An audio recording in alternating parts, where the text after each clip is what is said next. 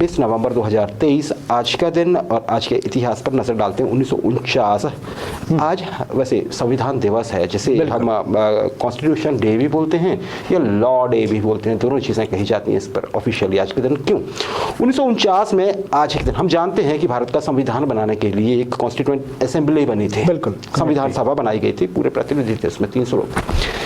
Doctor Ambedkar जो थे वो इसका प्रारूप तैयार करे, जो भी डिसीजन होते। आज के दिन डॉक्टर अंबेडकर ने जो डॉक्टर बी आर अम्बेडकर ने जो संविधान का प्रारूप था या संविधान जो उन्होंने तैयार किया था वो सौंपा था संविधान सभा को, कॉन्स्टिट्यूएंट असेंबली को। आप उसका एक फोटो देख रहे हैं और उसे इस असेंबली ने स्वीकार कर लिया था। क्या बात। 26 नवंबर 1949 को इसे स्वीकार कर लिया था कि हाँ, इसे भारत का संविधान बनाया जा सकता है। और जैसे हम जानते हैं 26 जनवरी 1950 को रिपब्लिक ऑफ इंडिया का उदय हुआ था, है ना, भारतीय गणराज्य का उदय हुआ था, जब इसे लागू कर दिया गया था। वैसे राजेश, आज ही के दिन 2008 में वो मुंबई टेरर अटैक भी हुआ था, 26/11 जिसे बोलते हैं ना जी, 160 लोगों की दर्दनाक मौत हुई थी। सही है। वो जो पड़ोसी देश से, है ना, वो आतंकी आए थे, है ना, सारे वहाँ, और 60 घंटे वो जिस तरह से पूरी दुनिया हैरान रह गई 60 घंटे तक, लेकिन फिर भी हमारे जो बहादुर सैनिक हैं, मुंबई पुलिस है या बाकी इदारे हैं, उन्होंने क्या खूबसूरती से वो चीज़ें हैंडल की। 1943 की बात करते हैं राजेश, वर्ल्ड वॉर सेकंड चला हुआ था 1943 पर, तो हमें पता है 45 तक यही चला हुआ था। एक शिप जिसकी आप फोटो देख रहे हैं, इसका नाम है HMT Rohna. HMT Rohna. HMT का मतलब है हिज मैजेस्टीज ट्रांसपोर्ट, मतलब ये इंग्लैंड के क्राउन के लिए था। यस, क्योंकि ये ब्रिटिश कंपनी का था और ब्रिटिश इंडिया कंपनी का था। बेसिकली ये इंडिया में होता था जहाज, और ये बाकी जगह से ट्रांसपोर्टेशन करता था, और इसमें ज़्यादातर व्यक्ति जो थे वो सफ़र करते थे। मतलब सफ़र करते से मतलब यात्रा करते थे। बिल्कुल। पहले इसकी कैपेसिटी 5000 से अधिक थी, और फिर इसे सीमित कर दिया गया था 1932 में, क्योंकि इसमें कुछ और सुविधाएं बढ़ाई गई थी कि इसमें 3851 लोग सफर कर सकते हैं। 3000। चलिए ठीक है राजेश, आज के दिन क्या होता है, आज हम क्यों जिक्र कर रहे हैं? ये वर्ल्ड वॉर था, अमेरिका युद्ध में उतर चुका था जी, वो पर्ल हार्बर के बाद हमें पता है। हाँ। इस शिप में ब्रिटिश इंडियन शिप जो था, इस शिप में 2000 अमेरिकन फौजी थे। 2000। हाँ, और ये मेडिटेरेनियन सी से होकर, अटलांटिक से मेडिटेरेनियन से होकर बढ़ रहे थे अलेक्जेंड्रिया की ओर जी। आप समझ सकते हैं अलेक्जेंड्रिया मतलब इसके किनारे की ओर। हाँ।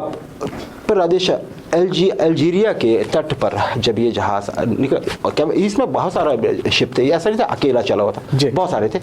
जर्मनी के प्लेन आ गए, क्योंकि जर्मनी समय पे तो दंदनाता घूम रहा था, इटली पास था, बिल्कुल, है ना जी, वो भी धुरी शक्ति उनके साथ ही था, और दूसरा खैर जापान तो दूर था। तो इटली के प्लेन आते हैं राजेश, ये कौन से थे? ये लुफ्टवाफे प्लेन थे, आप देख लेना। और इन्होंने बॉम्ब बरसाना शुरू कर दिया इस पे। अब इन शिप्स पे भी पूरा अरेंजमेंट था, क्योंकि फौजी थे तो एंटी एयरक्राफ्ट के पास गन्स थी, है ना, मशीन गन है, उस टेक्नोलॉजी के हिसाब से प्लेन भी वैसे ही थे और गन्स भी वैसी थी, लेकिन बराबर की लड़ाई थी। तो बहुत सारे तो आगे वो नहीं कुछ नुकसान पहुंचा पाते हैं, लेकिन ये जो था HMT रोहना, इस पे इसकी तरफ क्या होता है कि एक प्लेन आता है। हाँ। जो मैंने आपसे कहा लुफ्टवाफे प्लेन, और इसके पास जो था बॉम्ब थे स्पेशल तरह के समय पे। ये आपके रिकॉर्ड के लिए मैं चीज़ें बताता हूँ कि अगर आप चाहें तो इसे देख लीजिए। ये गाइडेड बम थे, मतलब इसको एक तरह से लेजर की तरह यूज किया, पिन पॉइंटेड बम थे, ये किए जा सकते थे, और उनका नाम था हेंशेल HS-293 जी।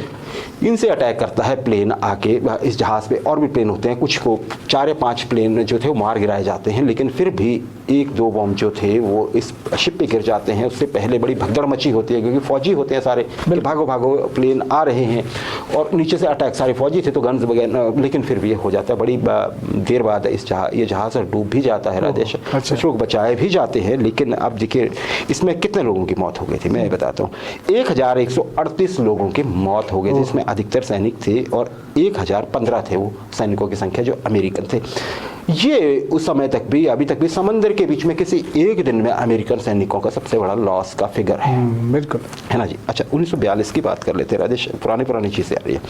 कैसाब्लांका, कैसा स्पेलिंग है CASABLANCA, कैसाब्लांका। ये आप जो ना, बिल्कुल मैं आपको बताता हूँ, ये जो आप देख रहे हैं तस्वीर देख रहे हैं, ये कैसाब्लांका की तस्वीर, और कैसाब्लांका जो है हॉलीवुड की एक मूवी है राजेश। आज के दिन इसका प्रीमियर होता है, और प्रीमियर होता है न्यूयॉर्क में 1942 राजेश।